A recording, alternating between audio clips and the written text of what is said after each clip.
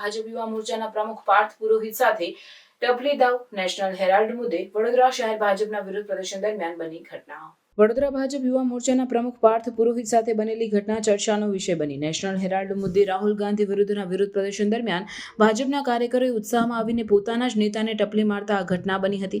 રાહુલ ગાંધીના પુતળાને સળગાવતી વખતે આ ઘટના બની, જેનો વિડીયો વાયરલ થયો.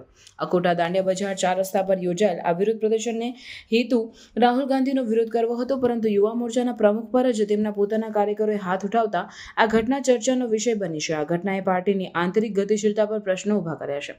આ વાયરલ વિડીયો સ્થાનિક ભાજપ એકમને શરમજનક સ્થિતિમાં મૂકી દીધા છે અને વિરોધ પ્રદર્શનના અસ્તવ્યસ્ત સ્વરૂપને ઉજાગર કર્યું છે. ઘણા લોકો પાર્ટીની શિસ્ત અને સંકલન પર પ્રશ્નો ઉઠાવી રહ્યા છે, કારણ કે આવી ઘટનાઓ તેમના રાજકીય અભિયાનની વિશ્વસનીયતાને નુકસાન પહોંચાડી શકે છે. આ ઘટના રાજકીય પ્રદર્શન દરમિયાન શિસ્ત જાળવવાની મહત્વને યાદ અપાવે છે. તે પાર્ટીના રેન્કમાં વધુ સારી સંચાર અને નેતૃત્વની જરૂરિયાતને પણ રેખાંકિત કરે છે, જેથી ભવિષ્યમાં આવા બનાવો અટકાવી શકાય.